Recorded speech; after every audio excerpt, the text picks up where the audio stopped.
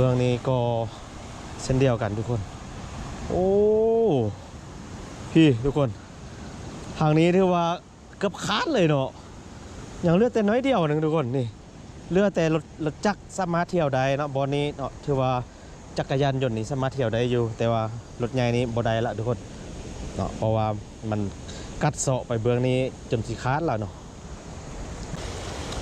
มาไล่ทุกคนจะเป็นไม้เป็นเซตไม้ต่างๆนานามาตันไว้นี่เลยเนาะขันท้ามือนี้ฝนยังซึบต่อตกแล้วก็ยังบ่ทันเอาแมคโครมาเคลียร์ท่านนี้บ่เทคเสือเนาะว่าทางนี้ต้องคาดเมื่อแหละทุกคนเพราะว่าน้ำมาแห้งแล้วมันออกมันเข้าพื้นนี้บ่ได้เนาะแต่ว่าตอนนี้น้ำมันยังคอยอยู่นี่ยังสามารถลดพื้นไปได้อยู่ทุกคนเนาะโอ้ทางนี้ให้เอาได้ล่าอยู่ทุกคนบักแห้งเนาะตะยานทุกคน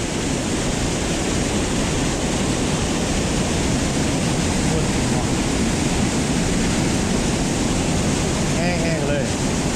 มันจะยักออกมาเต็มที่แล้วทุกคนเนาะแต่ว่าไม้บังมันไฟไล่เนาะออกก็ได้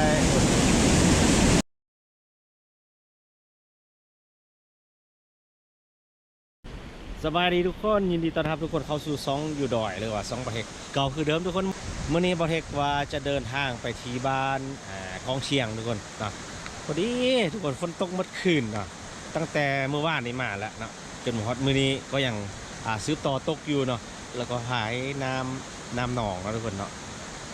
น้ำปลามาย่างหุ่นแห้งเลยแหละทุกคนเนาะตอนนี้บอเทคอยู่ที่หุ่นหางเนาะอยู่หุ่นทางระหว่างบ้านผู้เลินไป5บ้านกองเชียงทุกคนบ่ได้ข้ามบ่ได้ทุกคนเนาะข้ามทางบ่ได้เพราะว่านี่ฝนตกอย่างแห้งเลยทุกคนแล้วก็เฮ็ดให้น้ำเนาะหนองแห้งร้ายทุกคนเฮ็ดให้คว้าไปบ่ได้ละทุกคนเจือนอย่างนักเลยเนาะนี่ทุกคนบ่ให้เดินทางออกมาจากบ้านผู้เลินเนาะออกมาจากผู้เลินว่าจะไปบ้านกองเชียงเนาะก็เฮ็ดให้บ่เทคหยุดอยู่นี้ก่อนเนาะเพราะว่าน้ำเอาขี้เนื้อขี้ยุงเอาไม้เอาเซตนี่นะทุกคนมาจากห้วยหองคลองบึงนี่แหละเนาะมาจากธรรมศาสตร์บอลที่ว่าประชาชนทางให้เฮ็ดให้แล้วมันเป็นทอนลงมาเนาะสิตัวอย่างแบบนี้สิแล้วน้ำไล่พาให้น้ำไล่สัตว์มาค้างอยู่ที่ขั้วนี้ทุกคนเนาะมาค้างอยู่ที่ขั้วหรือว่าสะพานอยู่ถึงนี้เนาะเฮ็ดให้น้ำลงพื้นบ่ได้แล้วเฮ็ดให้น้ำนี่ขึ้นมาค่อนข้างนะทุกคนเฮ็ดให้ค่อนข้างเปเพเนาะเห็นบ่คุณก็สไลด์ลงบอกไล่ๆหนึ่งเนาะคือว่าดินนี่สไลด์เจือนลงมาไล่ๆเลยแล้วค่อนข้างที่ว่าอยู่แถวเหิงนี้ก็ถือว่านี่ไปบ่ได้เลยทุกคนรถใหญ่นี่บ่สามารถสัญจรได้เนาะแต่ว่ารถจักรยานยนต์แถวนี้ยังสามารถไปได้อยู่ทุกคนเนาะเป็นเมื่อวานนี้แหละทุกคนเนาะพอดีบอเทคบ่ได้มาเนาะแต่ว่ามื้อนี้บอเทคมาเก็บภาพในครัวมาเก็บภาพบรรยากาศที่ว่าครัวนี่นะที่ว่าไปบ่ได้นี่นะเนาะมาให้ทุกคนได้เบิ่งเนาะนี่อันนี้เป็นบริเวณแถวๆนี้เป็นเส้นทางที่ว่าเคยเที่ยวปกติได้ทุกคนเนาะแต่ว่ามาวันนี้รถใหญ่นี่คือว่าบอสามารถจิสัญจรไปได้เนาะเพราะว่าทางบอนขั้วจอดกันนี้มันดินมันเจือนดินมันสไลด์มาแล้วเนาะเพราะว่าน้ำมันสัตว์น้ำมันเอาขี้เนื้อมันนำเอาไม้เอาย่างมาจักเถิงคนมาตันแล้วก็บอสามารถไปได้ทุกคนโอ้แถวๆนี้เจือนลงบักไล่ๆเลยเนาะทางเจือนทางสไลด์เนาะคุณฝั่งนี้คือว่าคาดเข้ามาไล่เติร์ฟเราทุกคนเนาะไกลสิจอดเบื้องนี้ละส่วนเบื้องนี้เนาะเบื้องนี้ก็เช่นเดียวกันทุกคนโอ้พี่ทุกคนทางนี้ถือว่าเกือบขาดเลยเนาะอย่างเลือดแต่น้อยเดียวนึงทุกคนนี่เลือดแต่รถจักรสามารถเที่ยวได้เนาะบอนนี้เนาะถือว่าจักรยานยนต์นี่สามารถเที่ยวได้อยู่แต่ว่ารถใหญ่นี้บ่ได้ละทุกคนเนาะเพราะว่ามันกัดเซาะไปเบื้องนี้จนสิขาดแล้วเนาะโอ้นี่สาเหตุนะทุกคนสาเหตุก็คือนี่แหละเนาะน้ำมันนำเอาไม้มาเนาะนี่เอาไม้เอางาไม้เอาเศษไม้ต่างๆแหละทุกคนมานำห้วยน้ำหองเนาะนี่มาตั้นอยู่นี่เลยทุกคนคือว่า ออกบ่ได้เนาะน้ำอะเนาะน้ำนี่เขาไปในพื้นนี่ยากๆเวลาน้ำนองมาแห้งๆเนาะ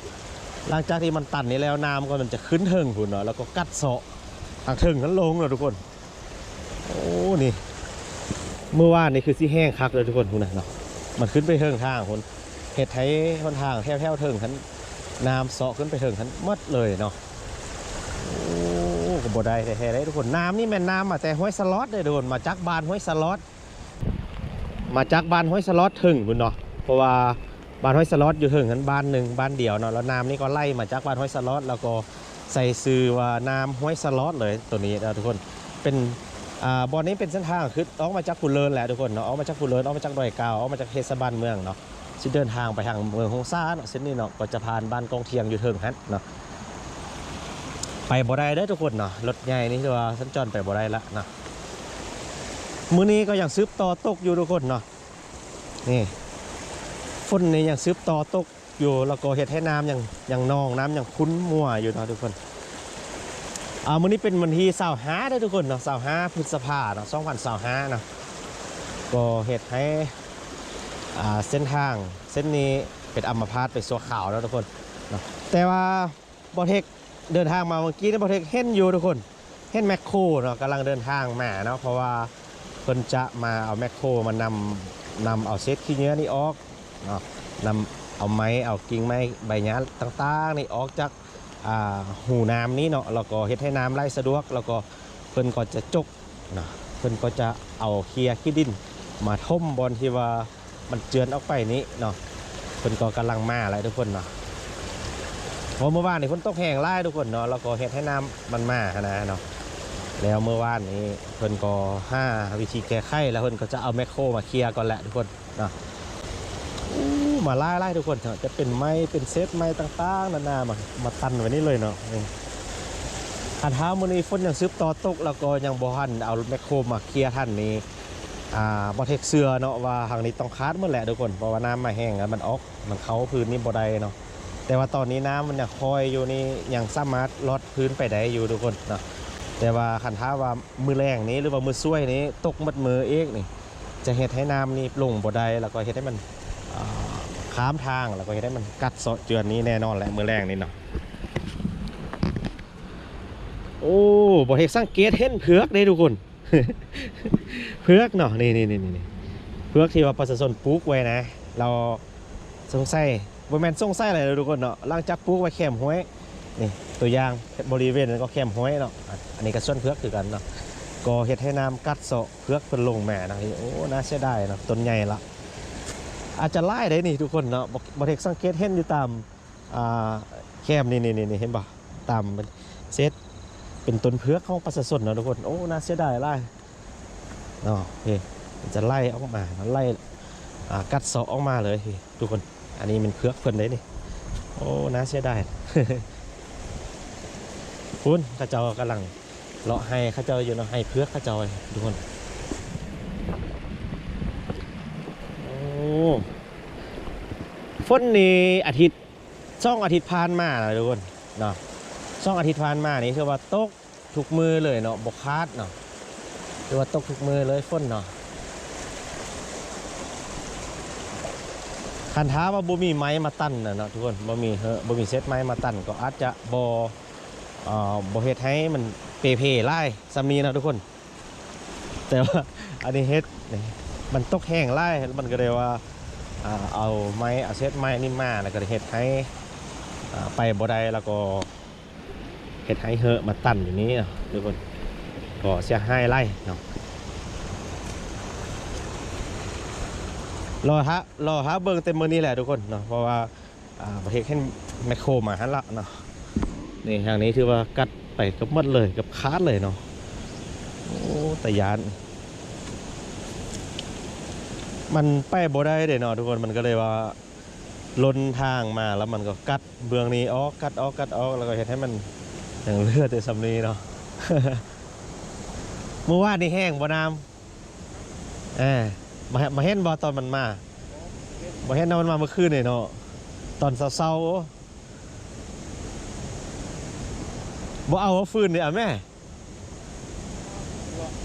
บ่รอดเอาทอดไป แคมพันเด้บัดนั้นแล้วก็เอามาอันยังมาตางเอา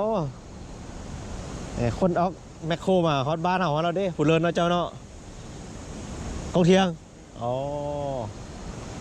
จะไปใส่ มาโลนี่แหละสิขึ้นไปถึงพุ่นแหละเราถ่ายรูปเออเออเออแมคโครมาแล้วแมคโครมาฮอตผู้เลินนี่แล้วอาจอดอยู่ฮั่นรถจุกฮะน่ะก็สิมาเคลียร์นี่แหละออกฟืนนี้อย่างเฮาสามารถเอาได้ยุลำน้อยลำใหญ่มันนี่เนาะทอดเอาไปกองไว้ในนี่คือแนวนะฮะโอ้เด็กข้าเจ้าเพื่อข้าเจ้าก็เสียให้ทุกคนเนี่ยข้าเจ้าก็เอานำมาปลุกไม้ตีเนาะส่วนเจ้าบ่อ๋อเชือนี้มันมีต้นไม้ใหญ่เนาะมันมีงาใหญ่ที่ลึกเด็ดทุกคนพี่ต้นบักใหญ่ๆนึงเสียบไว้ออกบ่ได้เนาะเอ็ดให้ล้นส่วนเจ้าบ่นั่นน่ะอ๋อเผือกเสียให้นะน้อยหนึ่งเนาะมันน้ำเสาะทุกคนส่วนเผือกอายเพิ่นเนาะโอ้ยปลูกบักเดือยเนาะปีนี้เนาะปีกายนี่ปลูกเขา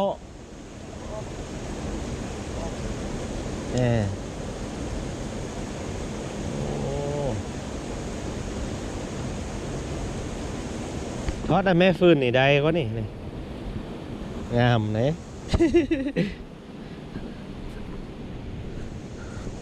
พี่ต้นบักใหญ่ๆหนึ่งมันก็เอามาไว้ข้างทางเลยทุกคนได้ฟืนตัวเนี้ย อันนี้เพิ่นตัดเมื่อวานนี่บ่นี่เอาแสดงว่าไม้นี่เพิ่นตัดออกได้แล้วทุกคนก่อนหน้านี้อาจจะไล่กว่านี้เนาะโอ้นี่นะ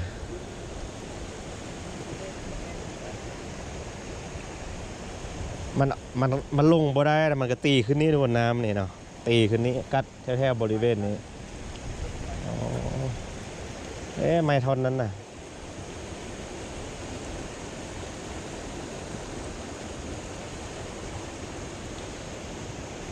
เมื่อเช้านี่ใครมันตกคอยเนาะอยู่โดยเก่าตกแห้งก็เราอะเราปลูกเผือก โอ้น้ำเสาะเผือกเพิ่นทุกคนเพิ่นกลับคืนมาปลูกใหม่เนาะน้ำเอาไปหมดนี่แหละเห็ดพ่นแหละเห็ดพ่นทำลายป่าไม้ไล่อะ น้ำมันก็เลยกัดนะทุกคนเนาะโอ้ไปเบิ่งตัวลุมนี่ทุกคนเบรกพาลงไปลุมเบิ่งด้านลุมนี่นะโอ้นี่ซีอิ๊วเลยทุกคนเนาะน้ำเนาะมันมาแห้งจังได้มันก็ไปหมดแหละนี่บริเวณนี้ยังเรียกว่าซึบต่อได้นี่ยังเจือนอยู่ได้นี่ทุกคนยังกัดอยู่เนาะ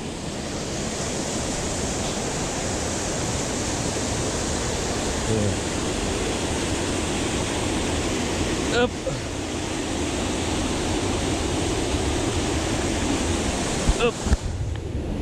โว้ตันมันเลยทุกคนบ่มียังเลยเราบ่มีนั้นอยู่ในหันจักยางเลยบ่มีห้องมีหูยังเลย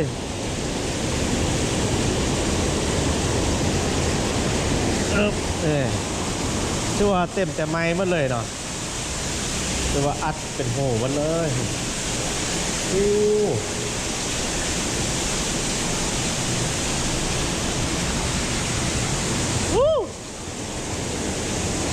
ได้แล้วมานี้มาเรื่องไว้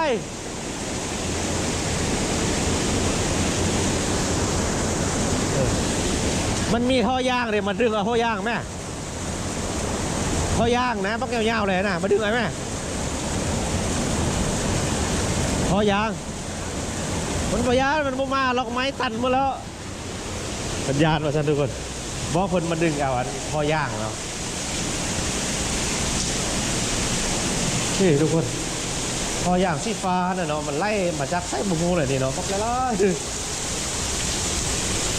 โอ้โหว้าออกบันไดนะมันเน้นไล่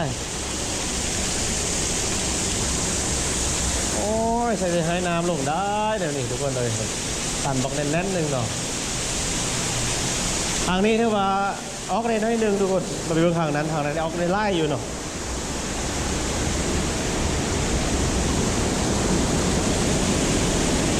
โอ้ทางนี้ให้ออกได้ไล่อยู่ทุกคนคุณปักแห้งๆเนาะตะยานทุกคน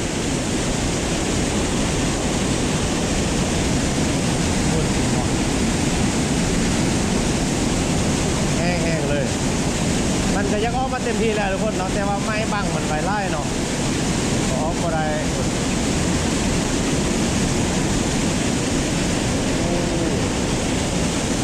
ปักแห้งๆเลยเนาะ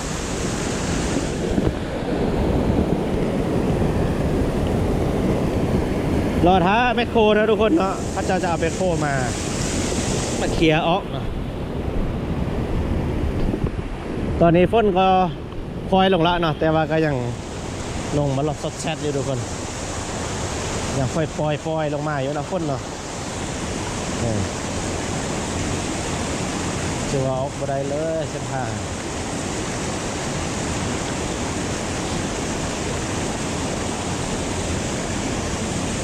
ด้านนี้เนาะที่ว่ามันสีคาดไล่ทุกคน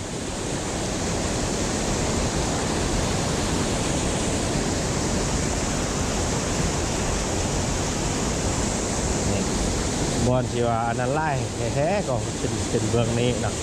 เพราะว่าเบื้องนี้มันกัดเสาะออกมาจนยังเหลือแต่น้อยเดียวหนึ่งนะว่าหอแมทสำหรับมันกัดเสาะออกมาไล่โหดเนาะ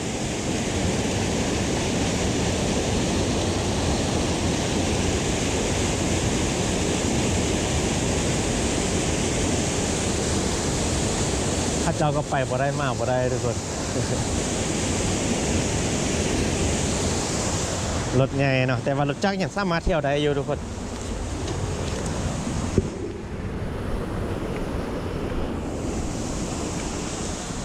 บริเวณนี้มันก็ค้ำมาหมดเลยน้ำนี่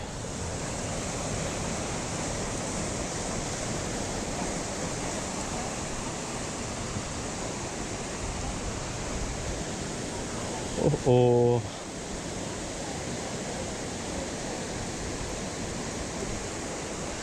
มันมีท่อย่างก็พวกยาวๆเลยฮะน่ะอยู่พื้นนั่นน่ะไปดึงเอาไหม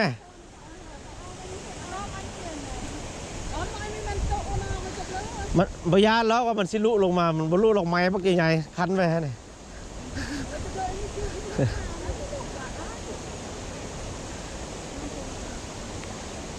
บสันก็หลอดท้าเพิ่นมาเคลียร์แล้วก็ท้าดึงเอาเนี่ยแต่ว่ายามาสิคาด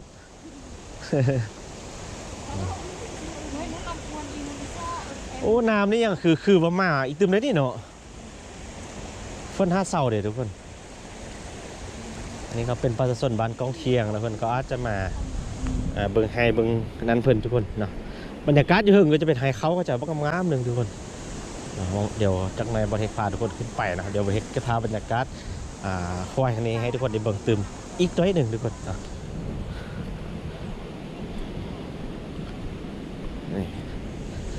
ข้าเจ้าสิไปดึงเอาได้ฮะทุกคน ลองมึงดูดึงได้บ่ไปขับไปเบิ่งข้าเจ้าดึง ทุกคน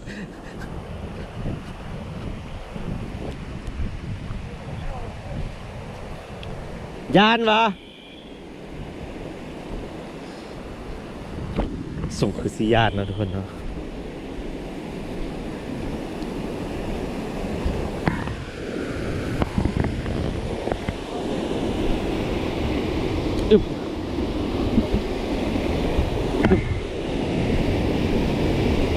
ดึงเอาเลย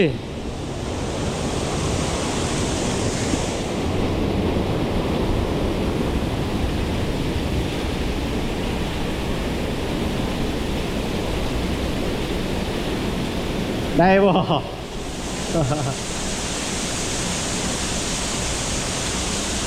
ไอเด้ส้นหนึ่งไหนอยู่นี่เด้ส้นมันน่ะ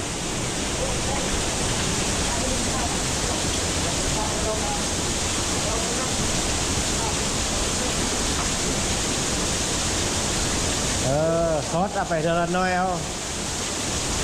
เป็นท่อย่างนี่มันไล่ท่อย่างให้เจ้ามาวะ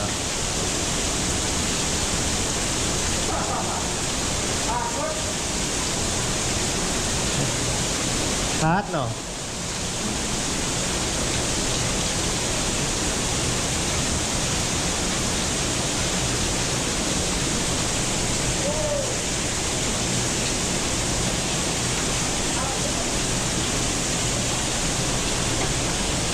คนฟันเอาเลย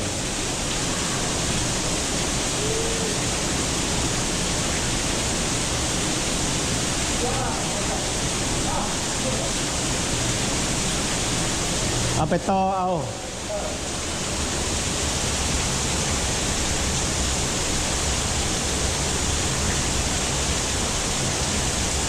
อาจจะไล่สยางมาจากวันอื่นนะทุกคน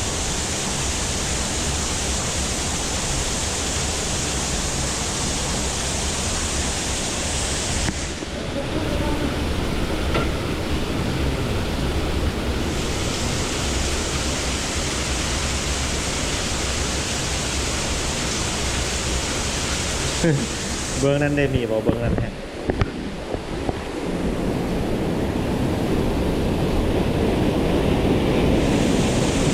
โอ้เบื้องนี้มามีกับปกล้าไปเลยทุกคนเพราะว่ามันแห้งแล้วน้ำแห้ง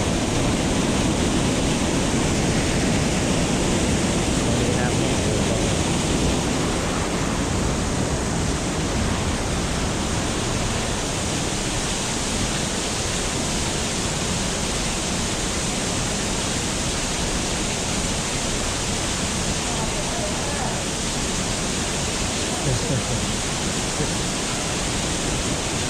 น้อยๆนึงเนาะ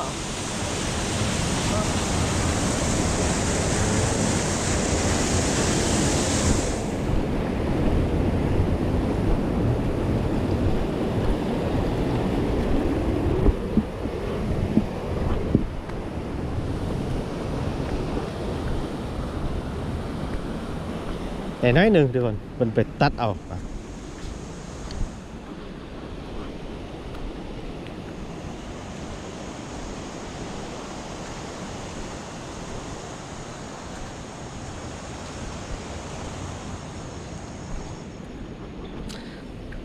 ประมาณช่วยๆเลยก็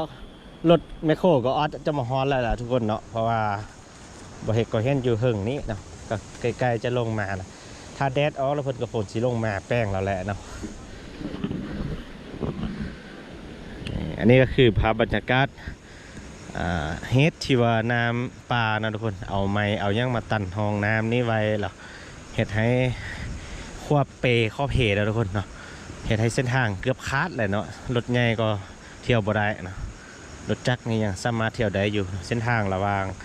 บ้านผู้เลิน5กองเทียงได้ทุกคนเมืองไสสถานแขวงสัญบุรีนะสั้นวิดีโอนี้บ่เทคเอาไว้นี้ก่อนเนาะทุกคนนะเดียวช่วยๆแล้วเพิ่นอาจจะมาแปลงแล้วบ่เฮ็ดจะมาเก็บภาพบรรยากาศให้ทุกคนได้เบิ่งตื่มนะขอบใจทุกคนอีกครับมาขอทับชมนะขอบใจหลายๆเจอกันวิดีโอต่อไป